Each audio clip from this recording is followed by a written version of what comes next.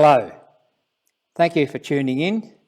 My name is Peter Dowling and my topic tonight is How the Wider World Saw the Golden City, 19th century illustrated newspaper imagery of Ballarat.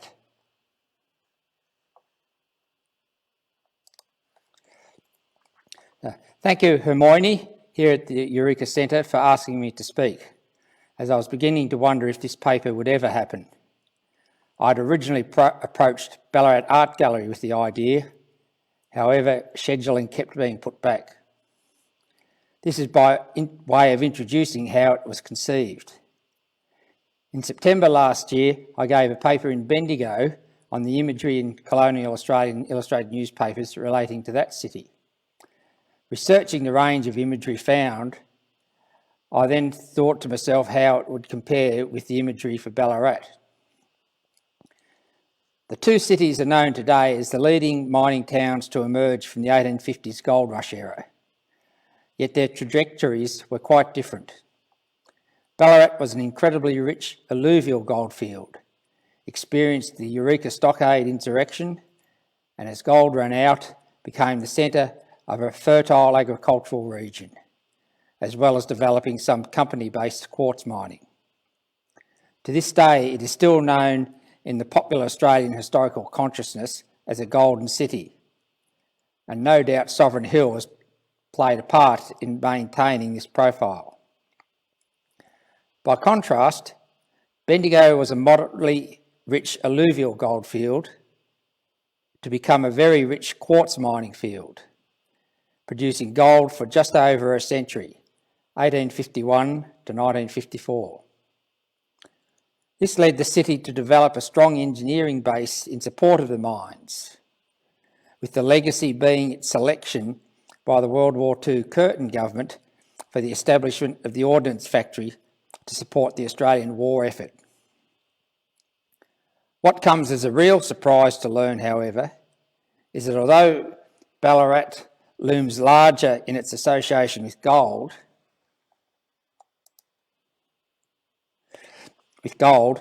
Bendigo produced twice as much of the precious metal, as we can see here in the graph. So how are these two differing trajectories reflected in contemporary imagery, as seen in the illustrated newspapers?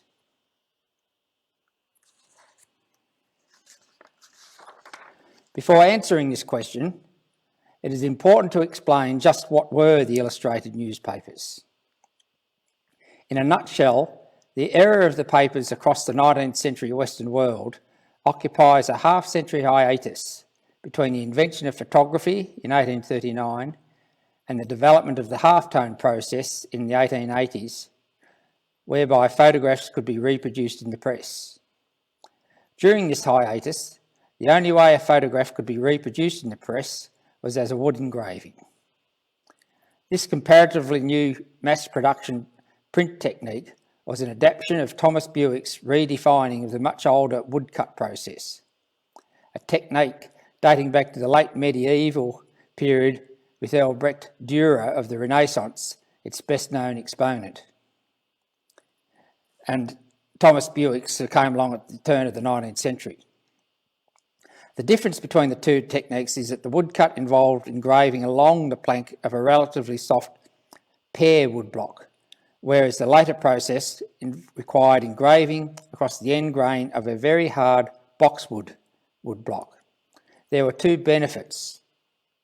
Firstly, the block was hard enough to withstand thousands of impressions without deterioration in the quality of the image, as this was always the problem with the various copperplate-based intaglio printing techniques.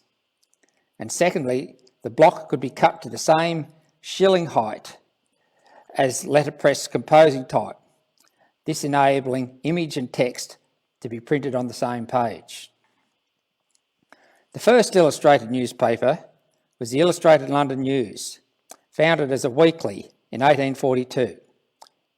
It was imitated within the year in France and Germany, and in the following decade in the USA, where the best-known title, Harper's Weekly, was founded in 1857. Meanwhile, in colonial Australia, the great unsung legacy of its 1850s gold-generated wealth, as epitomised by marvellous Melbourne, is its illustrated newspapers. After several false starts in that same decade, the best known and longest lived paper, the Illustrated Australian News, was established in 1861 by The Age. Australia's population was just 1.1 million, and Victoria's virtually half of that, at 540,000. And this at a time when the USA, on the cusp of its civil war, had a population of over 31 million and having only just surpassed the United Kingdom, sitting at 30 million. By this date, the Illustrated London News was well established as the illustrated newspaper of the British Empire, with an extraordinary distribution in the vicinity of 300,000 copies a week. What never ceases to amaze me is that Outpost Australia went on to support 3 more illustrated newspapers.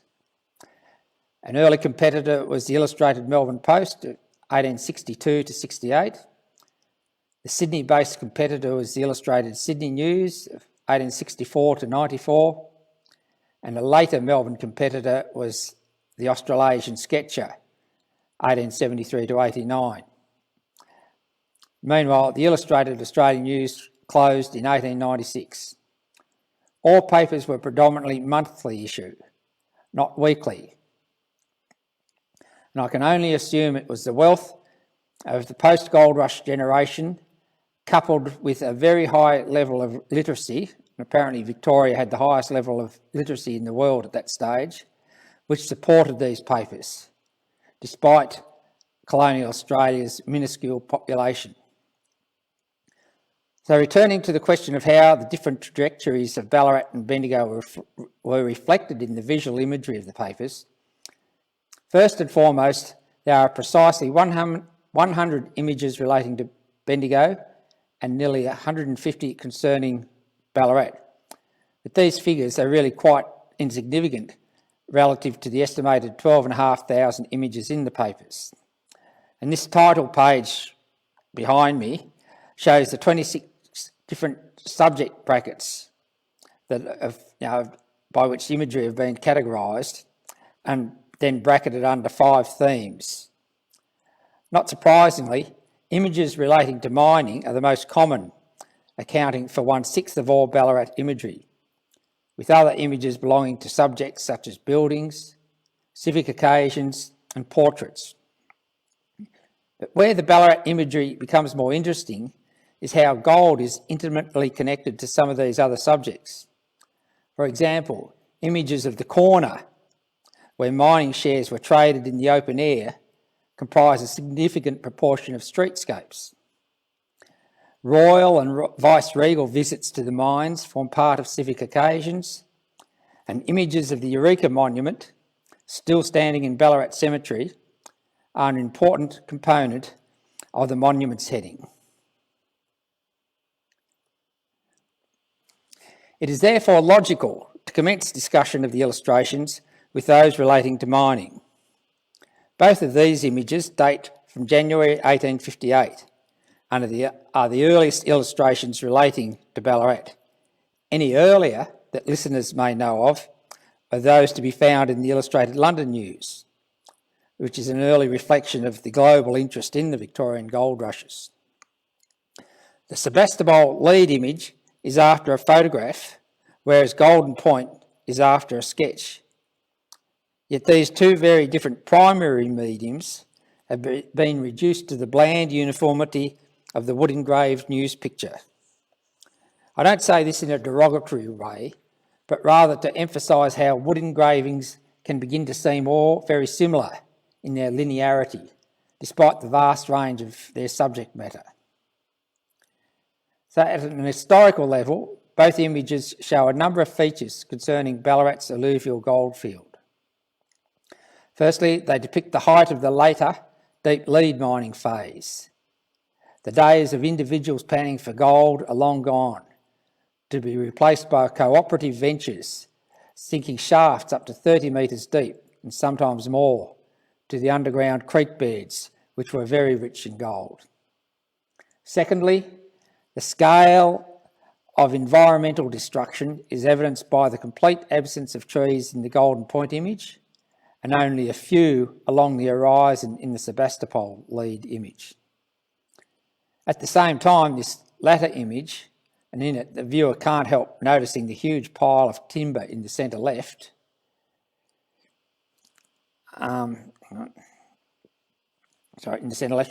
points more clearly to how timber was used, such as for derrick heads and associated superstructures associated with deep lead mining, conveyor belts, windlasses, ventilation shafts, and timber was also used in the construction of housing, shops and other associated mining buildings, and of course for cooking and heating. And thirdly, both images depict Ballarat transitioning from a tent town to something more permanent. However, what I like most with these two images is the pools of water in the Golden Point, a none too subtle reminder of how wet and muddy goldfields right across Victoria must have been in winter. A very different image of mining comes with this double image of a tragedy at nearby Kreswick in 1882. The upper image depicts the new Australasian mine, a company mine replete with poppet head, crusher, other outbuildings and mullock heaps, while the lower image shows the bodies of 22 men killed on Tuesday the 12th of December 1882. The manner of their death is a sobering reminder of how a far more laissez-faire approach to occupational health and safety compared with today. 2 men were working at the face of a drive or tunnel running 60 metres in a south direction from the bottom of the shaft, where it was known they were about 180 to 120 metres away from old workings. Bores were constantly drilled into the face to test the ground for water content. Meanwhile, on the north side of the shaft, there was another drive with about 30 men working 800 metres in at the face. The disaster occurred when water broke through the south side face. The 2 men were able to run ahead of the water to alert the shift leader, who ran down the north drive to warn the men. In seeking to escape, though, they had to push by this stage against a 1.5 metre wall of water. A few managed, 2 more escaped via a ventilation shaft, and the remainder perished. I mentioned earlier how the subject of mining in Ballarat could feed into other subjects, and this becomes particularly apparent relative to streetscapes with images of the corner. Whilst I've long been aware of this local term for a 19th century Ballarat landmark, it has still come as a surprise to realise it's a misnomer.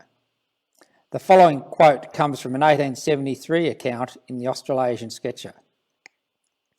In Lydiard Street, near the intersection of Sturt Street, so not really at the corner, there is a spot which is always the scene of great and sometimes immense excitement.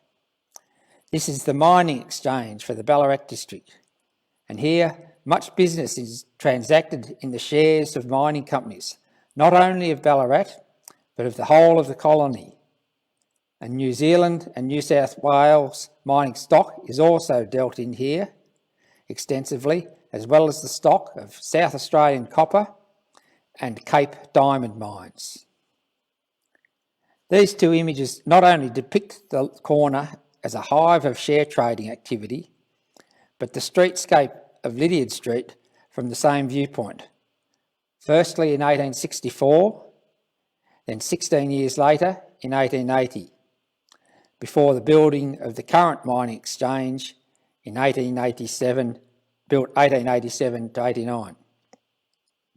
This 25-year transformation of the same location encapsulates in a physical manner the concept of progress, which was the paramount ideology of the 19th century across the Western world, as in both Old World Europe and New World America and Australia. Its essence was an explanation of how civilisation evolved and why Europe perceived itself as being the most civilised. It also forms the first bracket of subjects, with the premier heading being Panoramas. These two panoramas of the same eastward view along Sturt Street, with Black Hill on the horizon, are almost bird's eye views. This sophisticated viewing concept was more commonly used for depicting colonial capital cities, to be published by the papers as double-page lift-out supplements. Their combining of cartography or map-making and topography or view-making exemplified the abilities of the illustrator. These two images are a bit different, as the 1862 image is a full-page newspaper illustration after a photograph, whilst the 1870 image, as I'm sure members of the audience would know, is a wood-engraved print after a drawing by the well-known colonial-era artist Eugene von Guraud. What I've always found fascinating when comparing these two images is the depiction of the trees in the median strip. According to Weston Bate, writing in Lucky City, and I quote, "In 1859, blue gums and oaks were planted alternatively on the assumption that after providing temporary greenery and shade, the fast-growing gums would be removed in favour of mature oaks. Within 2 years, the gums were 15 feet high." In the 1862 image, it seems the engraver has taken the liberty of only including the gums, perhaps for greater visual clarity. Such artistic licence by the engraver being not uncommon. No such thing would have been allowed by von Guraud, though. That superlative draftsman of detail. For 8 years later, the gums have not only grown much higher, but the alternating oaks have been included. All of which raises two questions. Firstly, blue gums have been a blight for much longer than the current plantations blotting the Western District. And secondly, when were the gums removed? And were they used for wood chips?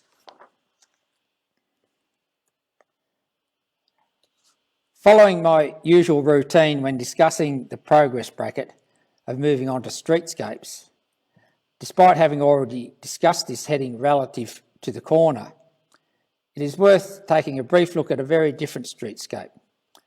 This depicts the Chinese quarter of Ballarat, although unfortunately there isn't much to say about it due to not being able to access the accompanying article, due to not being able to get to the State Library due to COVID. The next subject is buildings, it comprising the customary range of institutions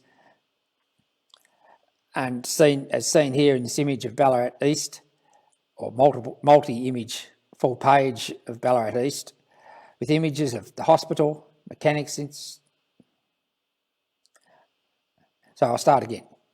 The next subject is buildings, it comprising the customary range of institutions in Ballarat with images of the hospital, Mechanics Institute, Town Hall, banks and churches.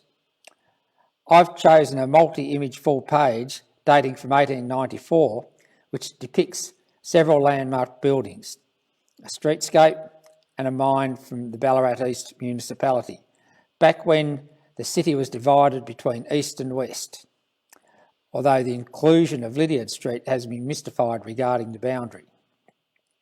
More significant is the portrait of the mayor, as this points to the demise of illustrated newspapers carrying wood-engraved illustrations.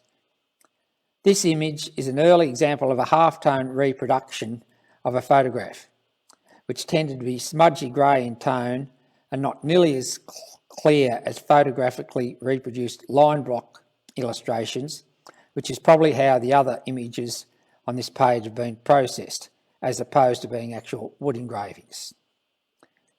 With the closing of the Illustrated Australian News 2 years later, the role of the monthly illustrated newspapers was taken over by the weeklies.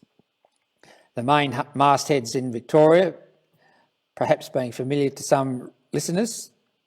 They included the Leader, the Australasian and the still running Weekly Times, which last year had its 150th anniversary. Their news imagery was mostly comprised of half-tone reproduced photographs, whilst an expanding proportion of newsprint space was given over to advertising, often printed as illustrator-drawn, line-block reproduced graphic imagery. The weeklies thrived until a decade either side of World War II, to be supplanted by the dailies such as The Age, Argus and Sun News Pictorial. The progress bracket also includes a number of subjects possessing a more tangential connection to its underlying ideology, with the most obvious being manufacturing. It is a measure of how Ballarat's economy diversified after gold to include both the already established pastoral industry, an expanding agricultural sector, and even manufacturing. This image will most likely be better known to most listeners as Sunnyside Mill. This early image of the factory points to the success of colonial Victoria's protectionist economic policy as a way of encouraging local manufacturing to generate expanded employment. The accompanying article explains that the factory is the second in the colony after the Melbourne Woolen Mill, whilst the launch of a third cloth mill in Geelong was being contemplated. Another aspect of progress was the establishment of public gardens as both a dedicated space for the cultivation of exotic plants, thereby demonstrating the suitability of Antipodean Australia for British settlement. However, I've also lately come to realise how establishing a garden, public or private, was a colonial endeavour, writ small, to civilise the perceived featureless landscape that was the Australian wilderness. Then in the wake of the gold rushes, the garden also became a place of moral force. In the eyes of the establishment, the notion of an abandoned and overgrown garden was promoted as a metaphor for the social disorder generated by the gold rushes. To then propose that real prosperity came from cultivating the soil, not digging it over in search of gold. The well-tended garden symbolised stability and an attachment to community, with public gardens being seen as a bastion of moral salvation for a gold-obsessed populace. Whether the strollers in these images were experiencing moral rejuvenation is debatable. However, there is no doubt the gardens and adjoining Lake Windaree were widely enjoyed as a place of leisure and have continued to be into the present day. An even more circumspect dimension of progress concerns the erection of monuments, an issue that has become very topical in the wake of the Black Lives Matter protests and desecration of statues. But back in the 19th century, an era of hero worship, the history of a country was told in the lives of its public men.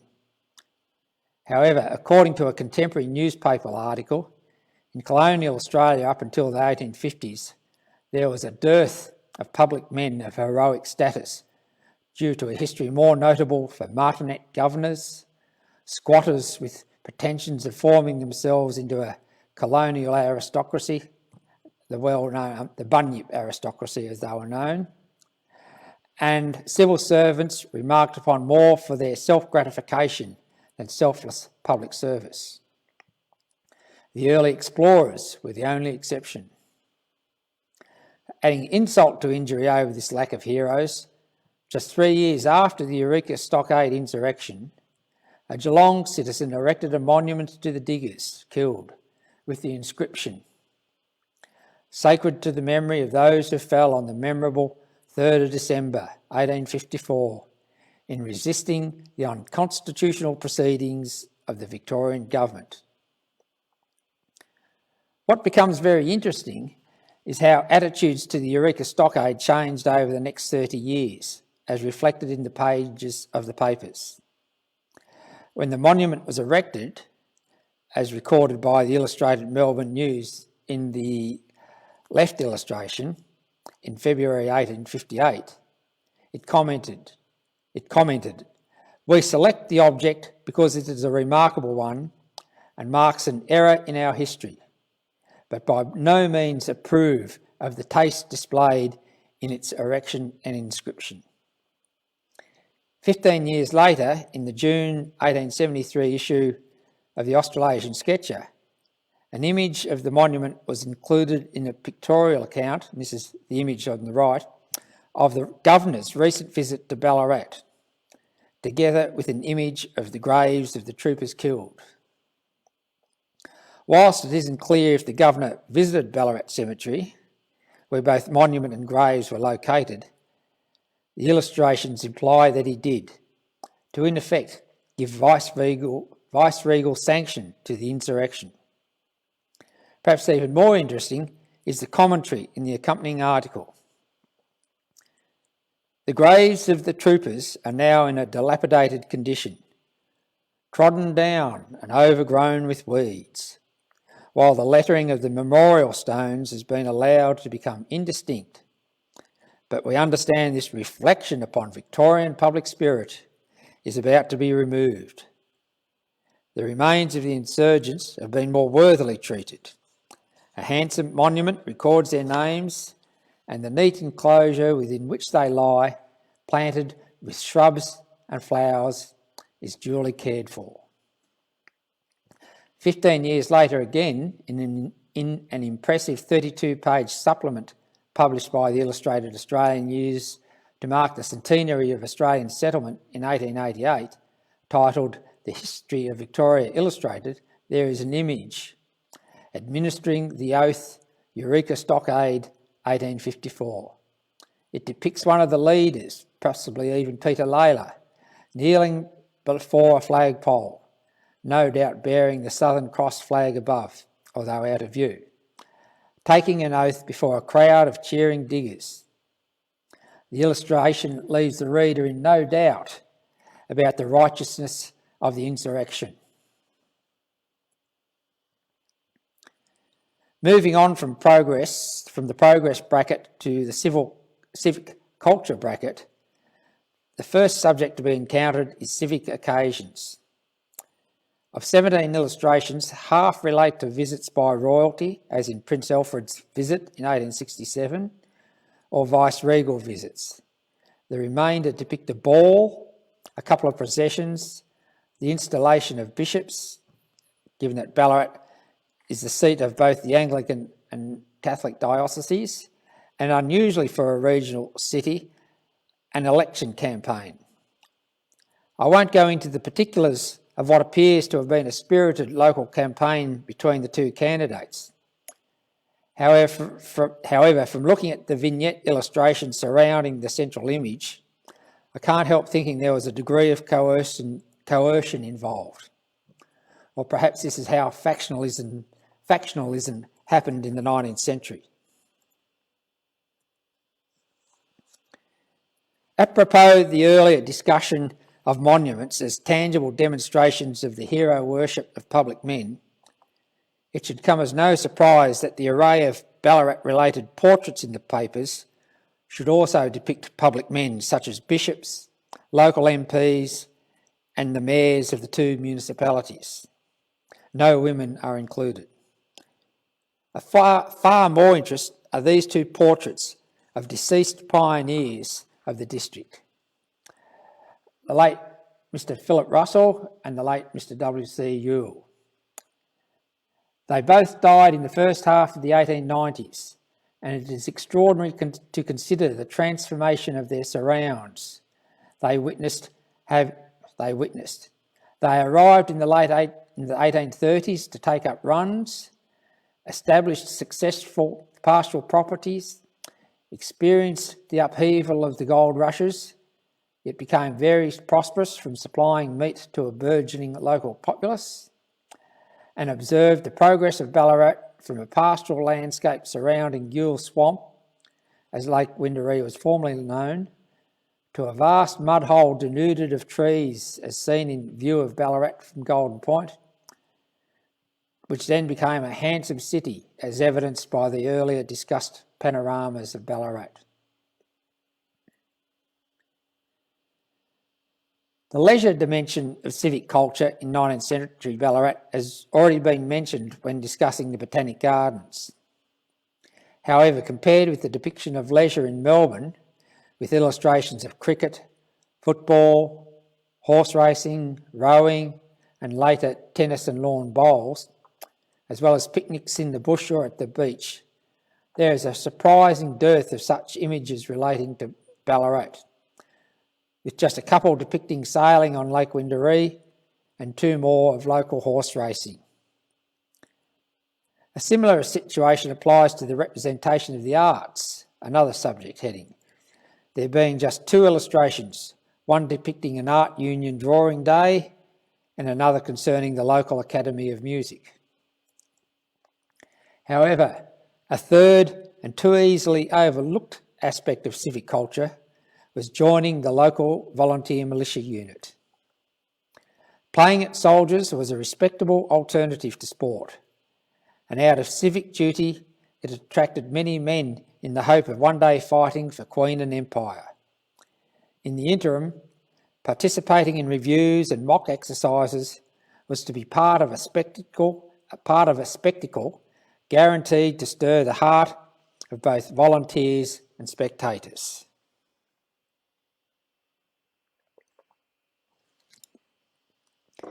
The final bracket is frontier culture. It might seem a paradox to discuss the frontier relative to Ballarat, as certainly in the aftermath of the gold rushes, it had moved well beyond the burgeoning town. Still, it remains a useful term for the European encounter with the land and its indigenous peoples, so where better to begin than with landscapes? Another image by von Gurard, and compared with his panorama of Ballarat, is now back in familiar territory depicting the landscape, in this case Lel Lel Falls.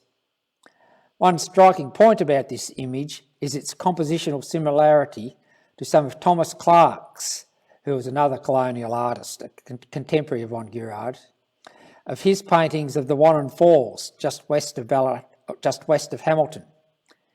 In an exhibition of Clark in 2012, the curator of the exhibition catalogue essay, or the writer of the exhibition catalogue essay, argues how von Gurard was a significant influence on Clark, something which was not something previously acknowledged. And when you look at this image and the ones that Clark did of the Wannon Falls, or some of them, the similarity in composition is quite striking. This next image might be taken for a landscape. However, its real point of interest is the depiction of a meeting of 2 cultures. Of all the illustrations in the newspapers, this one never ceases to intrigue me, seeking to decipher what is happening. 2 Europeans out hunting have encountered 3 local indigenes, 2 men and a woman holding a baby. With the Europeans, one has raised his gun as if thinking of taking a shot, perhaps at a wallaby, whilst the other leans back against a tree in a nonchalant fashion, listening to the central indigene who is gesturing towards him, but not in a confronting manner. The other 2 indigenes seem to be listening. What mystifies me about this image is the seeming indifference of these representatives of 2 very different cultures towards one another. The Europeans aren't threatening the indigenes and appear relaxed in their surrounds, whilst the indigenes don't look to be feeling intimidated by the Europeans and accept their presence. Moving on, images of mining, which would usually be discussed as part of frontier culture, were dealt with at the beginning of this paper, allowing us to move on to the rural subject and 2 contrasting images pointing to the consolidation of Ballarat's prosperity after the gold rush 1850s. The image of a sheep sale is a reminder of the ongoing contribution of pastoralism to Victoria's prosperity, as after all, by 1860, wool had once more become the premier export revenue source for Victoria. On the other hand, the image of a ploughing match is indicative of the ascent of agriculture on the back of the Selection Acts, directed at breaking up large land holdings such as Ercildoune would once have been, and in the process facilitating closer settlement. This final illustration returns us to the heart of Ballarat and is a reminder of the contrary ways of the Australian climate. For drought, fire and flood were never far away. Bridge Street is awash in water. By way of concluding, in some respects this paper has been a romp through the first half century of Ballarat's history, given how its narrative has been based on wood engraved illustrations. Yet it is important to remember that during this same era, news pictures were the visual means by which readers in the wider world of the rest of Victoria, other Australian colonies, and even back home in the United Kingdom, learnt about Ballarat and its place as Victoria's Golden City.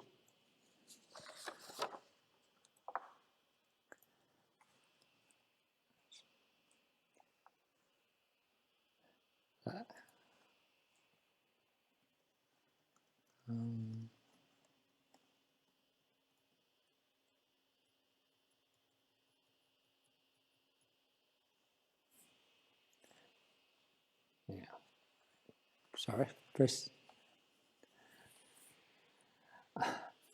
Okay, so it's now question time, and various listeners are sending in questions. And the first one, were there any comic sketches or cartoons in these papers? And the simple answer is no. That it's important to, there's the distinction between the humorous papers such as Punch and later the Bulletin, as opposed to the papers which I've been talking about, which were straight and conventional newspapers. I mean, by way of explaining this, the Illustrated Australian News was published by The Age, and its weekly counterpart was The Leader.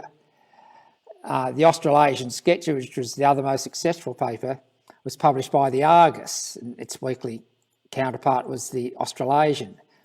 So these were just interested in presenting the news at a visual level, whereas the humorous papers dealt with the cartoons and the caricatures.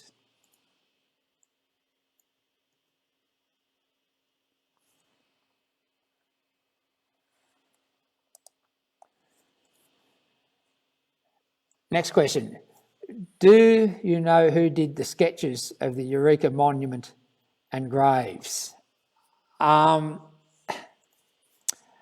have to go back and double check, but probably only a quarter to a third of images had attribution as to who the illustrator was.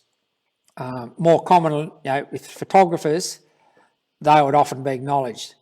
But a lot of the illustrations have no acknowledgement. And the way to look is down in the bottom left corner of an image, there would be the letters DEL, as in delineator or illustrator, and some initials or sometimes a name or a monograph. And in the bottom, so that would be in the bottom right corner, and then the bottom left corner would be the sculptor, SCULP, as in wood engraver, and then separate initials or name of the person who engraved the image.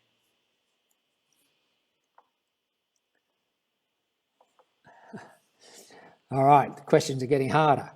What was the distribution of the Australian papers? How many were sent internationally? In terms of, I have no distribution figures or numbers, and have not even tried to hazard a guess. What I would say is that within Australia, the Melbourne-based Illustrated Australian News tended to serve the southern colonies of Victoria, South Australia, Tasmania. The Illustrated Sydney News served New South Wales, and the Australasian Sketcher, which came a bit later, I think also sought to serve New South Wales, published in Victoria, but served New South Wales and also Queensland. As for how many were sent internationally, I have no idea. However, it's important to reflect that the State Library of Victoria's collection of the Illustrated Australian News and Illustrated Melbourne Post were bought from a family in the Netherlands who had an ancestor who had been the Dutch consul in Melbourne, and he bought these papers and then sent them back home to his family, and they remained in the family for over a century, and then when they decided to part with them, put them on the market back here in Melbourne, and the State Library of Victoria was able to purchase them. But beyond that, I really can't answer the question.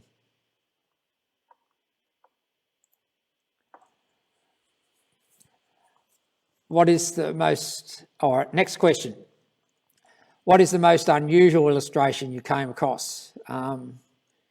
What is the most memorable? I still think that one I just talked about of Mount Buninyong. And I say that because the illustrator of that was a guy called George Strafford, who came out with the rushes in the 1850s. But apparently he had an unstable mental health. He did probably 30 illustrations at the most for different papers, and what's distinctive about him is that even very early on when I was researching the papers, that you could identify his images because there was just something distinctive about them. He was productive for about 3 or 4 years, and then his mental health broke down. He was sent to an asylum and basically spent the rest of his life in asylums, and died in the early 1880s up at Beechworth, completely forgotten.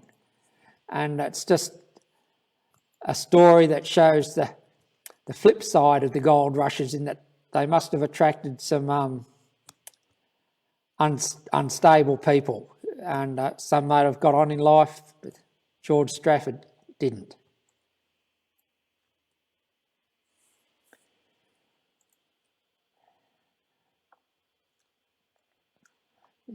Next question. You said that Ballarat images were often linked to gold. How did this differ to Bendigo? What key themes were there for illustrations of Bendigo? Well, I think, like images of, say, the corner, there's nothing comparable there for Bendigo. I think another difference is that with Bendigo having a much stronger quartz mining industry, is that there are more images relating to the quartz mining there, and images of the underground workings in Bendigo. I suppose perhaps the third dimension is that because Bendigo developed a bit later in terms of public buildings, that in the 1880s, 90s, you see perhaps a few more images of buildings like the Town Hall and the Post Office, which were really sort of quite impressive buildings.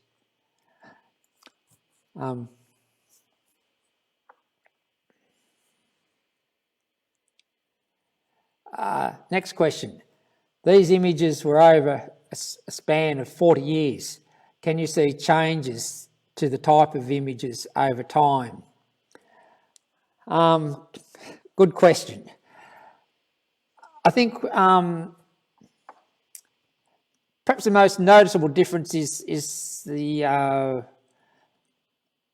way illustrations were formatted over time.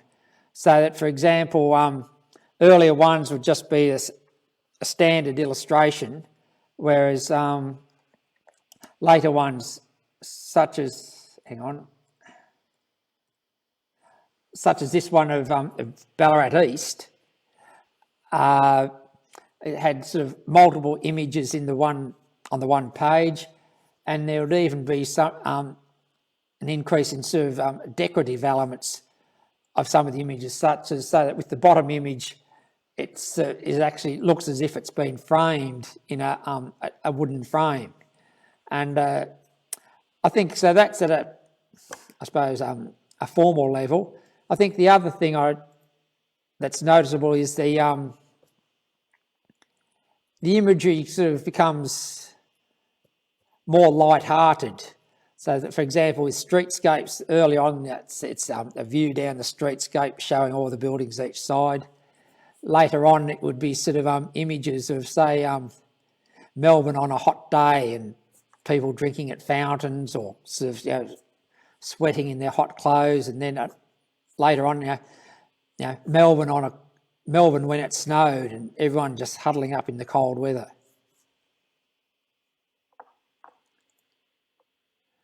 All right, next question. How much space in the paper was taken up by the illustrations? 40%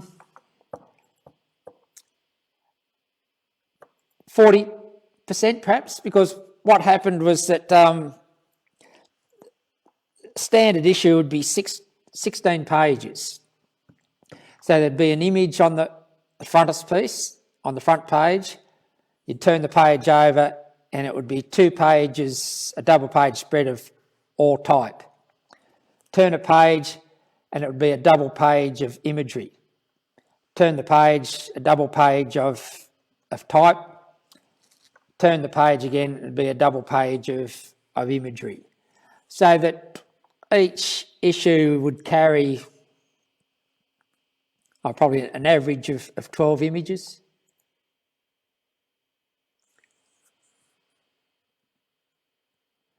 And then the follow-on question, these were replaced by weekly papers. How many images were in these? Many, many more, because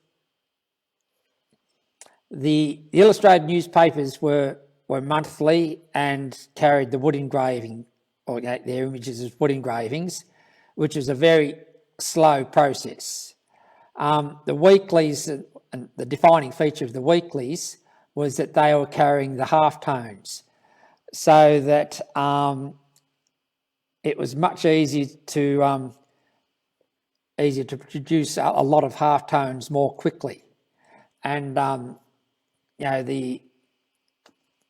was an extrapolation sort of like this of the number of imagery in the weekly papers, but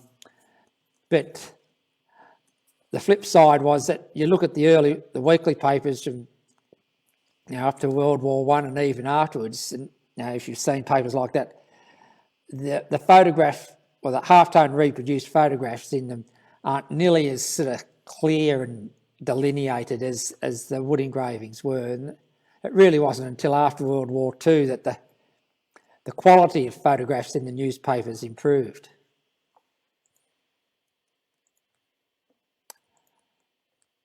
The next question, talking about the corner, and my commenting that that I used 2 images.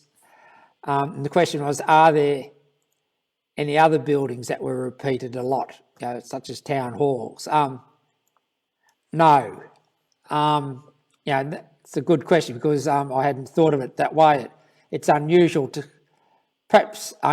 get images of the same place over time.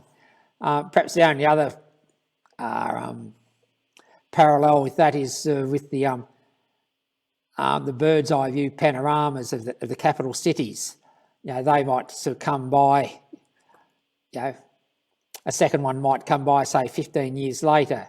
And so you get an opportunity to make a comparison of the growth of the town. But yeah, to show the same building or the same view of an urban landscape from the same viewpoint is quite unusual. The next question: were images of rural places often in the illustrated papers? To only have 250 total for Ballarat and Bendigo, like were the rest only of Melbourne?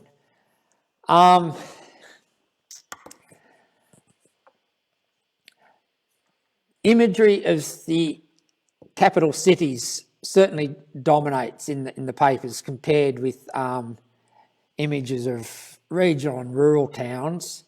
And because, well, I can answer this question several ways. Because the majority of the papers came out of Melbourne, Melbourne is very well represented. Sydney to a lesser degree, Adelaide and Hobart both are. When it comes to sort of the flip side of the regional towns, Ballarat, Bendigo, Geelong and Newcastle are the only regional towns that get any decent representation, and then after that it's just images here and there of individual smaller towns. All right, next question. Were there any scientific images like animals or plants? Australia was unusual.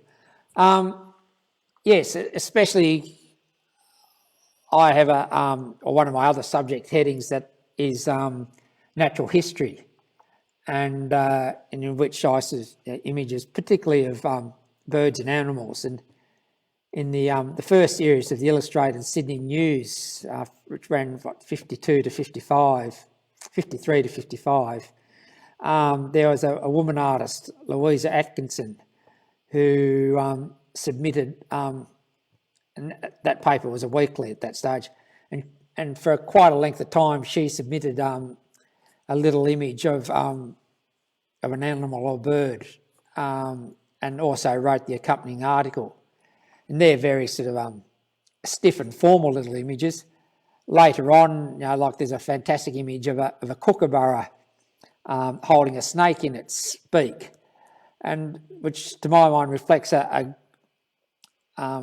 growing affinity on the part of the colonists with their with the native bird life and animal life.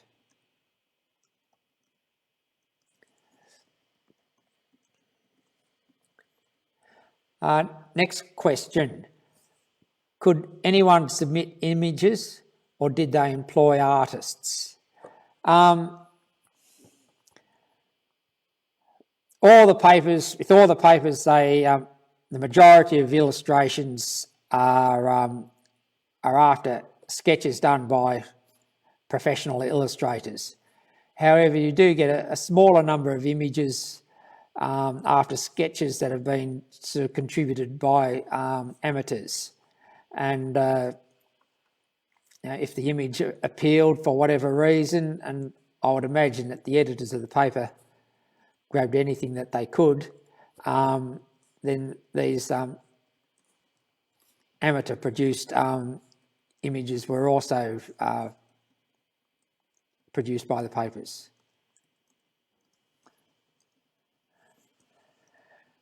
So we'll finish up there. So if there's anything you want to add, now is the time. Otherwise, sign off. And and I should add that down the track, this presentation will also be sort of available to be seen via the Eureka Centre, if you want to recommend it to people, etc.